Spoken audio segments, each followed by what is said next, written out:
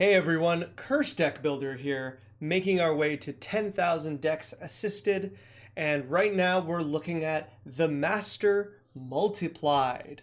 This is a donation deck list sent to us by Kybor, who says, let me pull up their thing, they wanted to build the Master Multiplied, but instead of going around the legend rule shenanigans or avoiding, end of turn sacrifice creatures, they wanted to do a bit of a Voltron style deck that would control, the board with red-black spells, and then finally get the Master out and start swinging, making a huge army of the Master Multiplied and defeating their opponents. They had two main questions. One was they were looking for suggestions for single target removal and ramp. And second, they were thinking about the difficulty of getting those myriad tokens, which are 4/3s, to hit their opponent and not die. And no budget required. Thank you so much for sending your deck, Kybor, and supporting the channel. I always appreciate it. Very quickly before we get into the video, it's a good reminder that if you want to take, send me your own deck list and I'll make a video of it, there is a link in the video description down below. And if you would like your video to be the next one made, you can there's another link for that where you can donate to the channel and get your video to be next. Mind you, we've had quite a few donations in the last little while, and I'm very, very appreciative of it. So we do have a little bit of a backlog of 2 or 3 more decks to go through. Finally, if you'd like to take a look at the deck before we take a look ourselves, if you want to pause the video, the deck list is in the video description below.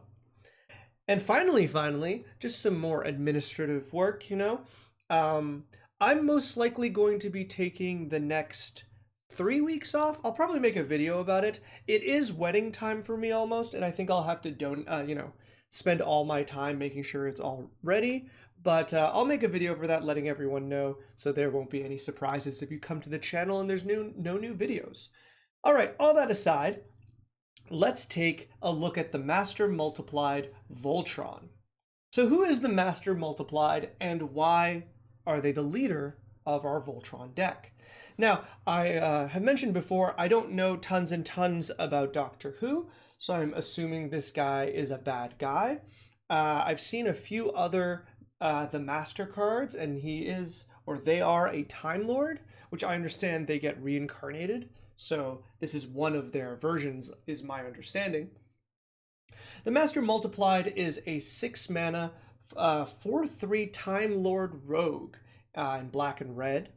They have they have 3 abilities. The first one is Myriad, which means that when the Master Multiplied attacks one opponent, copies of this creature will be made to attack your other opponents. Then, to stop those versions from immediately being sacrificed, it says the legend rule does not apply to creature tokens you control.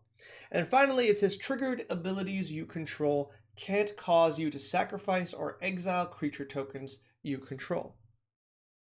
Now, that's a lot of different things. I do like the flavor text quite a bit of the breaking news, I'm everyone, and everyone in the world is me. I'm sure that's like a very fun moment in the show. But our commander is a little complicated, I will say, and there's a lot going on and a lot of different ways to build them. But the main thing we should be taking away from it is understanding the second 2 abilities.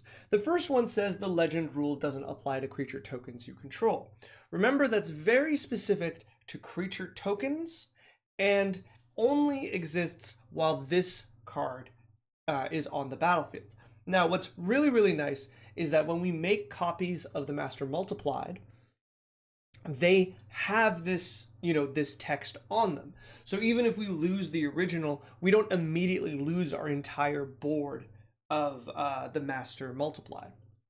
However, it is attached to our creatures, so our opponents do have some ways to interact with it if needed. For example,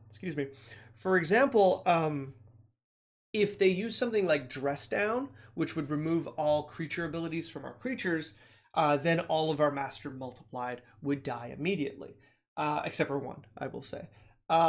I don't see that happening very often, but it is something to be aware of when it comes to the legend rule. The second thing is that triggered abilities you control can't cause you to sacrifice or exile creature tokens you control. This is really important. This is the one you need to keep an eye out for, because this is more complicated than you realize. So you can still sacrifice things as costs, tokens as costs, but you can't do it as triggers. Why does this matter? Well, let's go to Scryfall and let's look up something I immediately thought of, which was Eldrazi Monument. Eldrazi Monument is a particularly strong card in a deck that aims to go wide and wants its creatures to hit. It gives all your creatures +1/+1, flying, and indestructible. But notice its upkeep cost, where you have that each upkeep, this card is triggered, asking you to sacrifice a creature. If you can't, you have to sacrifice the monument. So what's really, really interesting about this is that the only one you'll be able to sacrifice on this trigger is the original, is the non-token creature. And spoilers, this deck has 4 non-token creatures in it, so outside of the commander, so you're really not going to be able to keep this up. And Eldrazi Monument isn't one of those static effects that just says, oh, it just stays around when you can't pay the sacrifice cost. No, it very directly says that if you can't keep up this cost, then this artifact is sacrificed. So though this would be incredibly strong in a deck like this, it's actually non-functional. All right, so those are the general kind of ideas, like how the commander works. Now let's go to the deck itself. And spoilers, after we look at the deck a little bit, I do like this deck, but I think there are some very big kind of problems it's going to run into. And these are problems that within the colors are really difficult to solve. But let's get to it in a second. The deck itself, I think, is really, really good. We have only the strongest creatures outside of Dockside and Extortionist. We have only like extra combat creatures with Combat Celebrant, Aomer, and Karlash, all of which would give us additional combats to get more Myriad triggers. And of course, as you know, when the Myriad, the copies of the Master Multiplied on the subsequent attack each have Myriad and therefore represent an ever-growing, group of attackers. And so with that in mind, we are going to really benefit from these extra combat steps. So I do like that, and we've got a few other spells that do that as well. For the rest of the deck, we're generally working in a kind of, let's say, mid-range to control shell, where we're trying to control the board. We've got a lot of single target removal, we've got a few board clears, and we've got Blasphemous Act, Damnation, Toxic Deluge, and then we have instant speed interaction as well, and Darkness for fogs, Not Dead After All to protect our commander, these kind of abilities, and then the rest is kind of draw and or mana ramp. So on paper, this deck makes a lot of sense. It aims to do what it does, and it does exactly that. However, I want to talk about some pitfalls about this strategy. Oh, as I'm above, somehow I've highlighted War Canvas. I think this is a good time to point out there are also a bunch of cards like Glaring Spotlight, Mass Hysteria, and where are we? I saw another one. Cover of Darkness. These kind of cards are here to support our commander in their attacks. So that's like the last part of the deck. So what is the problem like that I see with the deck that I think is kind of hard to avoid? I have some ways we're going to try to work with it, but the core of this is that a lot of these pieces are in tension with each other. Now, I've played these kind of decks before, and I do really enjoy them, where the majority of the deck is board control, and then the rest of the deck is like finishers or your main game plan. Queen Marchesa is kind of my favorite version of that, but there's other ways to build that. Prosper is a very well-known version of this kind of effect. And the reason these decks are difficult to build is that you need a lot of card advantage. You need a lot of card advantage. Because when you are casting things like Lightning Bolt, like Terminate, like Chaos Warp, you are going 1-for-1 with your opponent's cards. And as you know, we have 3 opponents. So with 3 opponents, going for 1 is not ideal. We're going to be on the back step really, really quickly, and we're going to run out of resources. And remember, those resources we're going to be running out not just by destroying our opponent's creatures, but also ramping, also setting up our combos, trying to be proactive with our enchantments. You know, just trying to play the game is going to be a very high cost on our cards, right? Now, don't get me wrong. There's ways to play this like really, really cleverly, right? Like cleverly is very much so a word. Very kind of methodically and Machiavellian type, right? Where, you know, we leave creatures around as long as we can, and then we damnation, and then we, you know, start rebuilding, and we only use our targeted removal when we can. But that even itself has a problem, because the majority of our card draw, Necropotence, Phyrexian Arena, Read the Bones, also damage us. Night's Whisper, Sign in Blood. Like, this is where we're getting ahead on cards. And while we're getting ahead on cards, and like, we can't just wait around to damnation, because our opponents are going to start pressuring our life total, because they are, the aggro players will learn really quickly that we are the one to take out of the game. So that's a kind of difficult situation to be in. We're kind of burning the candle on both ends. And to kind of finalize the kind of problem here, as Kaiborums themselves have figured out, that the Master Multiplied doesn't actually help these problems, right? The Master Multiplied is really strong at as a, you know, Voltron commander that needs some support, but not the average amount of support a Voltron commander needs. Actually, I should use this picture instead. But the bigger problem is that the Master Multiplied does not give us card advantage, mana advantage. It doesn't interact with our destruction or control spells. They're just here to kind of smash face and close the game. Now, all that said, there's nothing particularly wrong with this deck. I think the deck itself is fine if this is kind of kept in mind. It's just lower on the power level, maybe deceptively so, mainly because, you know, we're playing cards like Dockside Extortionist. I guess this is something I should talk about real briefly. I think sometimes people get kind of mixed up in the discerning between the power level of the individual cards, like Dockside, like Necropotence, and the power level of the deck. This deck has very strong individual cards within it. Some of the best in both colors, I would argue, from like the free spells to Jeskai Will to Toxic Deluge, like I said, Necropotence, Dockside Extortionist.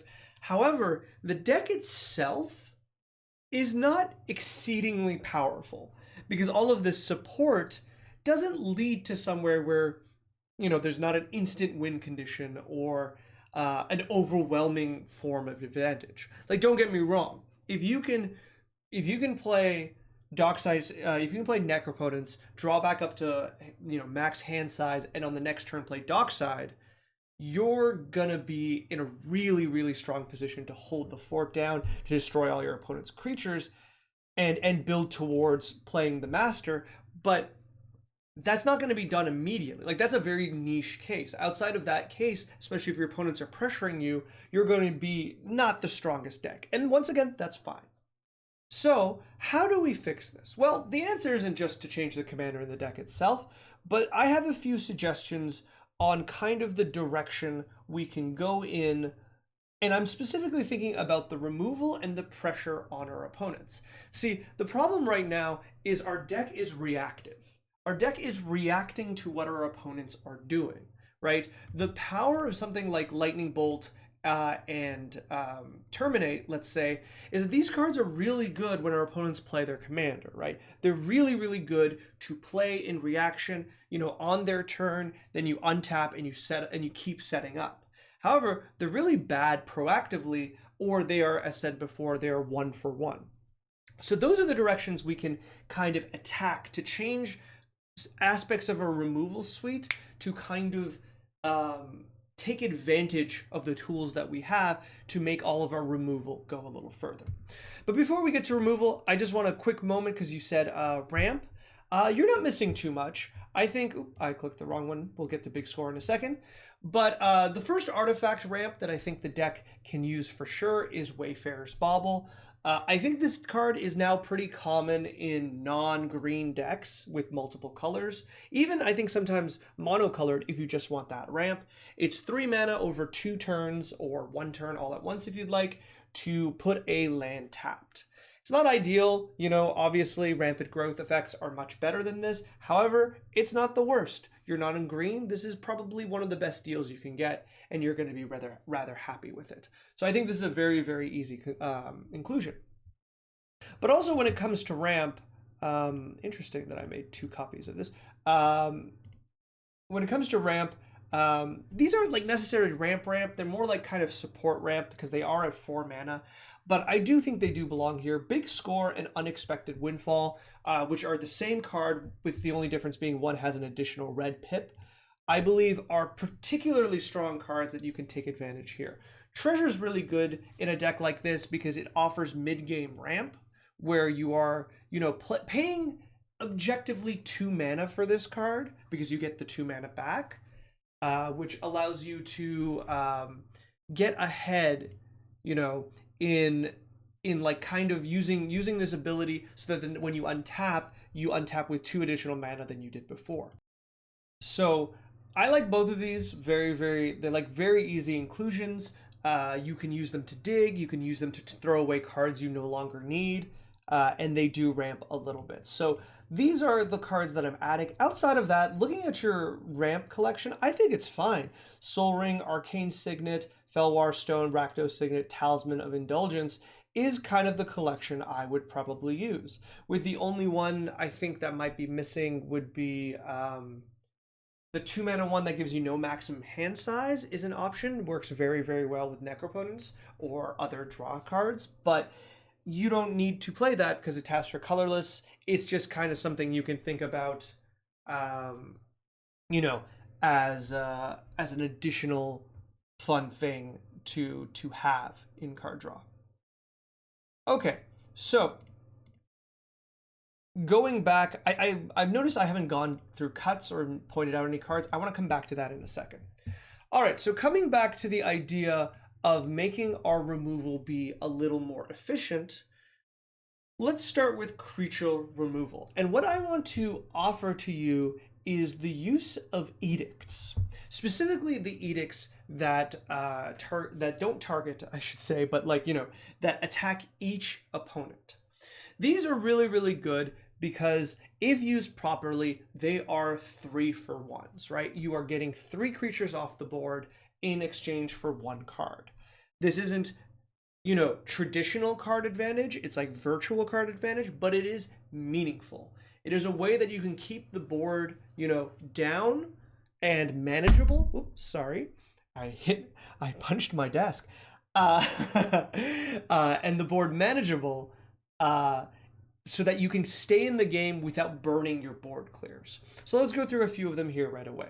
Sheoldred's Edict, I think, is generally the strongest one in most scenarios because you can be specific. The ability to hit non-token creatures makes this, I think, really, really good.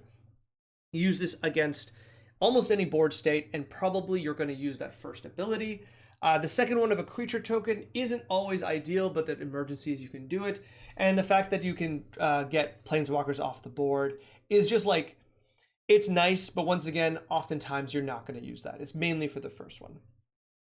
The next one is Liliana's Triumph. Once again, we're really using it for the first line. Each opponent sacrifices a creature. If you control a Liliana Planeswalker, each opponent discards a card. You don't have a Liliana Planeswalker, but you could, and that might be something we talk about later.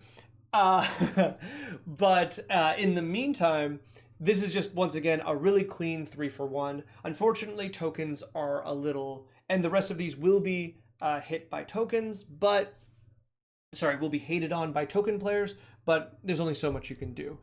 And the third one I wanted to show, because this caught my eye, was Fatal Grudge. This one's interesting because there's you sacrifice alongside of everyone else a non-land permanent.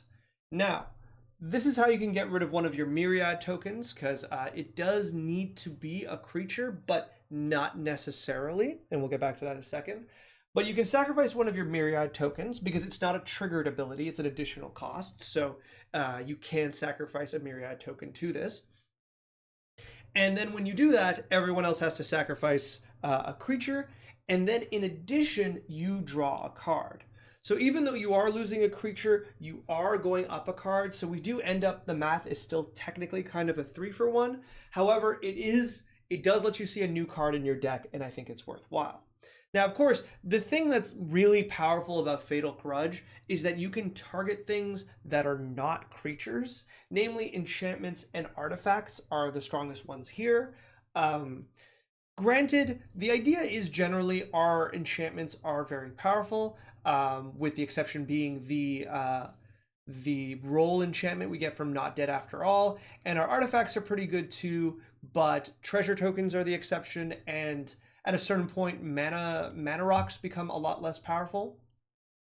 But I will put a special attention to our enchantments, namely if we can ideally use the roll token, because enchantments are a lot harder for your opponents to maintain several of them on. It's just outside of enchantment decks, players tend to play one or like have one enchantment on the battlefield throughout the game, in my experience. And it's often very strong. I'm talking Rhystic Study, I'm talking Smothering Tithe, I'm talking Necroponents, these kind of cards. And Fatal Grudge being able to take that out is very, very powerful.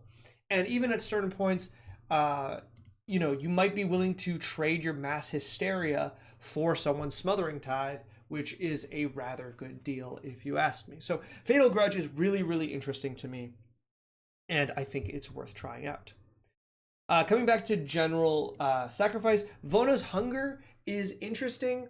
It's kind of, unless you have 10 permanents, it's just basically Liliana's Triumph, where each opponent sacrifices a creature. However, once you get the City's Blessing, which is something this deck can do pretty reliably, mainly due to its commander, which is something to consider. I hadn't considered the City's Blessing. I wonder, there's most likely a few other cards that I think are probably worth considering. We're going to really quickly look. Are you playing the Arch of... No. So let's add Arch of Oraska, because that will immediately get triggered with your myriad creatures. Let me see. I think that's gonna be it. Twilight Prophet, I guess you could. You could. I don't know how I feel about it, but Twilight Prophet, you probably could, because once again, getting myriad isn't particularly difficult for you. But the answer to your myriad situation is a board clear, which Twilight Prophet is hit by, so I'm less down for her. But the Arch will stay on the battlefield, and 5 mana to draw a card isn't ideal, but something you can sink mana into. Anyways, going back to Vona's Hunger, if you can get that Ascend off and you have City's Blessing, all of a sudden your opponents sacrifice half their creatures, round it up, which, you know, if they have odd creatures, an odd number of creatures, you're very, very happy with that. So this will be particularly strong against them. I would say this is probably the weakest of the bunch. I would definitely start with Sheoldred's Edict and Liliana's Triumph and go from there. So that's the first direction that I am thinking of. When we have a card that forces our opponents to sacrifice creatures, we are getting a much better deal on our removal, and they can go a lot further. Looking at the next direction I kind of want to attack is, I think another way we can set ourselves up into that situation where we can just summon the Master Multiplied and get ahead of the game is through mass discard, right? Kind of not necessarily stacks, but a way that we can kind of, you know, force an advantage by making by reducing the number of cards that are like unknowns in the game. All of your opponent's hands are now they're top decking. That puts you in a much better situation where your removal is generally going to go a lot further. Now, there's several different directions to kind of go in this. Discard and discard like like control has a lot of different cards in it, but let's start from the basic ones. The basic ones are the Burglar Rat cards. Now, I'm naming them specifically because there's a card I want to bring up after this section that I think will combo very well with them. But there's the Burglar Rat cards are really, really straightforward. They are 2-mana creatures. Each opponent discards a card. Every single one of these are 3-for-1s, almost guaranteed. And what's really interesting about this kind of mass discard effect is that it's very similar to the mass sacrifice effect. I've talked about this before, but each opponent sacrifices a creature ability doesn't do that much. It does less than you'd expect because you're probably getting their worst creature. Don't get me wrong, there's a lot of times you're going to catch, like I'm not saying it's terrible, it's actually really, really strong if you can catch people's commanders as their only creature, which can happen quite often. But the power level of this ability is magnified with the second edict effect, right? The first one takes their worst creature. The second one, now they're in trouble, right? Now they have to make a more difficult decision. The third one, even better. And what makes these abilities even stronger is that if you if you stagger them, it allows people to rebuild their board only to walk into another sacrifice effect. Burglar Rat effects and other mass discard are similar to this. They're not identical to this, but they are very much so similar, where what happens here is that the first one doesn't do like a huge amount, right? The first one is probably either going to discard a card they don't care about or discard a card they want in their graveyard. But the second, the third, the fourth, all of a sudden they're running out of options and they're running out of cards. So there's a bit of a ramp up in that too. However, outside of the Burglar Rat creature like type, where we have ETBs discard, we do have some stronger cards to support this kind of mechanic. Namely, the two I always like are Oppression and Bottomless Pit. Oppression got reprinted in Wilds of Eldraine's Enchanting Tales, and if this is anything to go by, this price here American of 76 cents, please pick up every single copy you can. People just don't understand how strong this card is. Oppression says whenever a player casts a spell, that player discards a card. Obviously, as a downside, this affects you. However, if each player casts one card a turn, you are still getting that 3-for-1, ratio. And once you're hellbent, this card doesn't do much, but it keeps everyone's hand empty. And that's what you want. This is really, really strong. For what it's worth, you can later sacrifice it to like Fatal Grudge once it doesn't become as strong, but it is interesting. Likewise, Bottomless Pit says at each upkeep, your opponents discard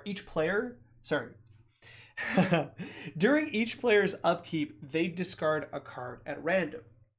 So this is even stronger because it takes the option away from your opponents and yourself, to be fair, and all of a sudden there's a card out of your hand.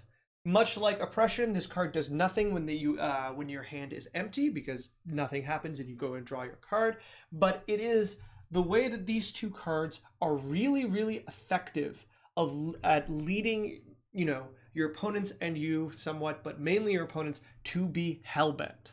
Once they are hellbent, you are in a position where you can jam the master and start attacking your opponents to their detriment.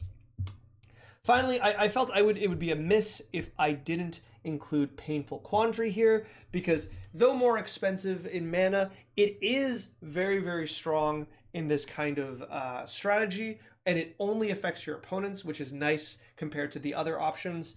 And this is whenever they cast a spell, they lose 5 life unless they discard a card. This is both good at keeping your opponent's hands down and getting them to hellbent faster, but it is also a win condition of itself. 5 damage per spell at a certain point. And don't forget, there will be situations like people don't need to be hellbent to take that 5 damage. Sometimes they'll like their hands so much, they'll just take the 5 damage despite having 3 or 4 cards in hand. And that's really, really good. Painful Conjure, triggering 2 or 3 times, I think it's earned its mana cost. So that is a really, really good addition to this kind of strategy. Finally, the last few things I wanted to add before we go back to the deck and look at things and talk about cuts and ideas of directions is 2 cards, Helm of the Host and Blade of Selves. Now, Blade of Selves is the weaker of the 2 because it is my understanding that even with multiple copies, nope. First rule, if a creature has multiple instances of Myriad, each triggers separately. You'll get 2 tokens per opponent other than the defending player. Excellent. I'm really happy to read that. I'm glad I double checked. Absolutely play this card. This card is already better. Myriad is just really, really good. Not only does it work with the Master Multiplied, but obviously Dockside Extortionist is a very big fan of that card.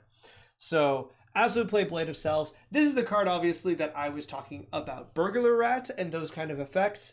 If you can, once you play the Burglar Rat, it just kind of sticks around.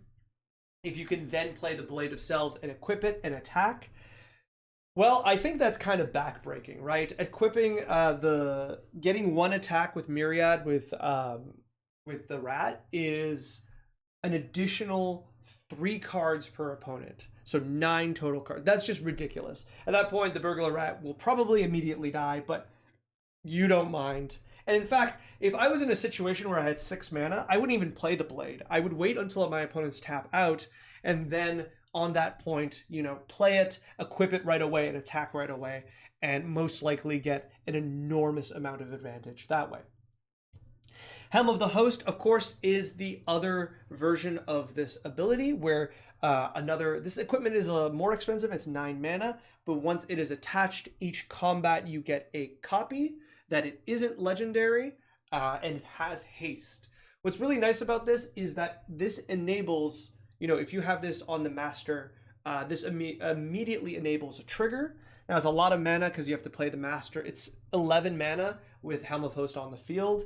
But what I like it more is that this equips to your other creatures, or just nice and easy, when you have the Master out, you can just equip this by itself in addition to attacking with the Master. That's just more Myriad triggers and creating more creatures.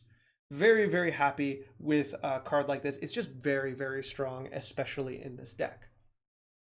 And finally, to touch on something Kybor themselves said that I think is worth going back to, they talked about how they were having trouble trying to keep the Myriad tokens alive. They're spending cards to do so, when maybe instead they should just play Terror of the Peaks and use the triggers to destroy blockers to keep the Myriad tokens around.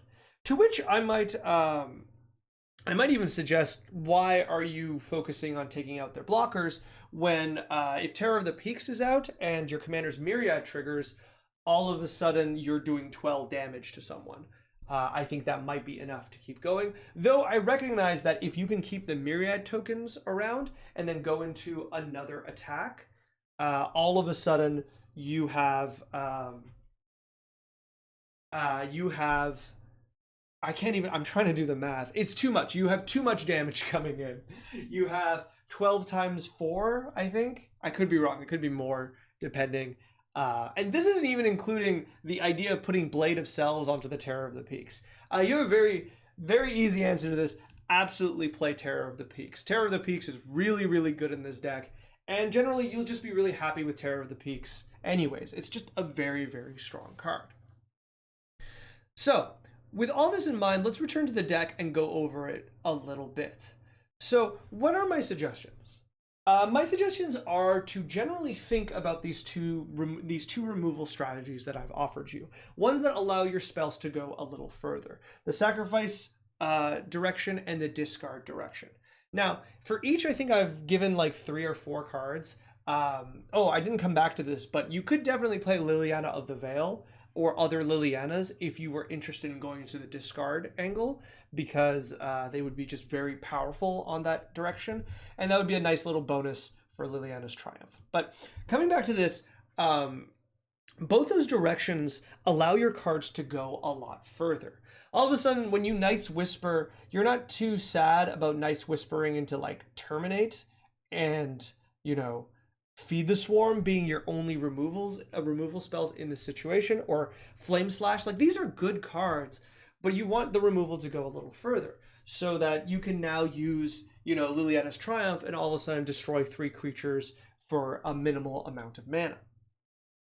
And the thing is, I don't think I would suggest to remove all of the, like, don't remove the single target removal. Flame Slash is definitely one that's probably one of the weaker ones.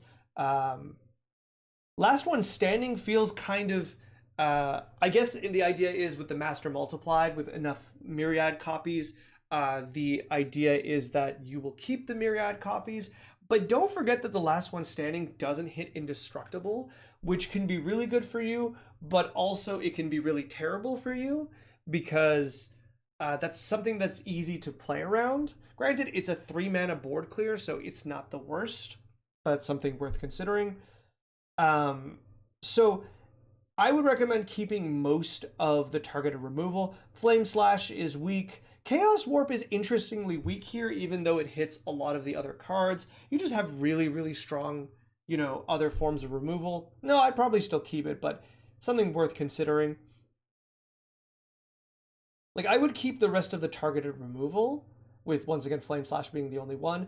And then what I would start doing is I would probably start cutting out the cards that are meant to be supporting your commander. They are mostly win more. Glaring Spotlight doesn't do anything. You know, obviously it's there to make your creatures hexproof and unblockable to get that attack through. That's not great. We should be cutting that. Likewise, Cover of Darkness, giving your creatures fear, isn't ideal because we're in a multicolor format. The odds of having black creatures are high. The odds of having artifact creatures are also high. So it's not really, you know, it's not really unblockable. And to be fair, just never pick Rogue because it doesn't just affect you. You'd have to pick Time, creature type of Time. What a strange. Is that how it works? That is how it works, right? Because each of these words are a different creature type. Lord is a creature type, Rogue is a creature. So Time is a creature type, despite it being Time Lord? Or is it just Time Lord? Nothing else follows these things. Like, if you had Human Warrior, it's not Human Warrior, it's Human or Warrior. I wonder if there's rulings for that. Regardless, if Time Lord is the one, then say Time Lord. Otherwise, say Time, because that makes me laugh quite a bit. But outside of that, or like having this many haste enablers, Mass Hysteria, Fervor, and Rising of the Day, for example, is probably too many. You know, Mass Hysteria is great because it gets your opponents to attack each other and leaves less blockers around, because every time a creature is played, it's going to attack right away. That's what I like about Mass Hysteria over Fervor. Fervor's 3 mana, it's too much. You have only so many creatures, and all of this is to give one creature haste, really, so I don't really love it. And same with Rising of the Day. Giving an extra +1 to make them into 5/3s is not nothing, but it's also not something. It's a lot of mana. I would probably cut those. And then War Candace is just not where you want to be. Think of how much mana you have to put into this. If you're lucky, they're tapped out and it's 2 mana. If they're not, they hold on, let me reread this card. This turn, creatures can't block them. Yeah, okay. Sorry, I was thinking of this in the I was thinking of this like Ghostly Prison for some reason. Okay, so their creatures can't block unless they pay X for each blocking creature, and then you can kind of make it's, if they're tapped out, you can pay 2 mana, but if they're not, because they're only oh yeah, because it's not a player. Sorry, this card is really throwing me for a loop. So if all your opponents are tapped out, this is really good. If they're not, you have to make X the mana cost of the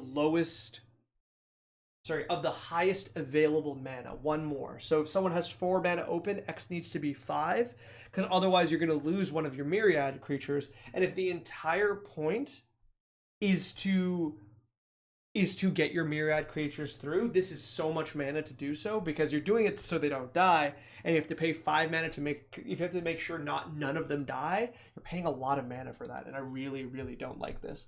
So you can cut this as well. And then the rest of and then with that you can put in the removal and which discard cards you want. Because honestly, I don't think the strategy needs that much support. Whisper Silk Cloak is fine. Coat of Arms as well. I think this is going to get you killed because remember, this affects your opponents, and they're going to get a lot more out of this than you will. So I wouldn't play this otherwise. Whereas Hero's Podium, see, even these, I just don't like them. Like Hero's Podium, Akroma's Memorial, I want to cut all of the win, because they're win more cards, right? The majority of the time you're playing this deck, you are building towards the board to put the Master Multiplied into play. And like 10% of that time, you are actually ready to do so. And so with that in mind, having Akroma's Memorial in hand and never having a chance to cast it is really not ideal. Instead, having a creature like having Terror of the Peaks, having Helm of the Host, and Blade of Selves as the support cards that naturally work with each other and the rest of the deck is a much better direction to go in, if you ask me.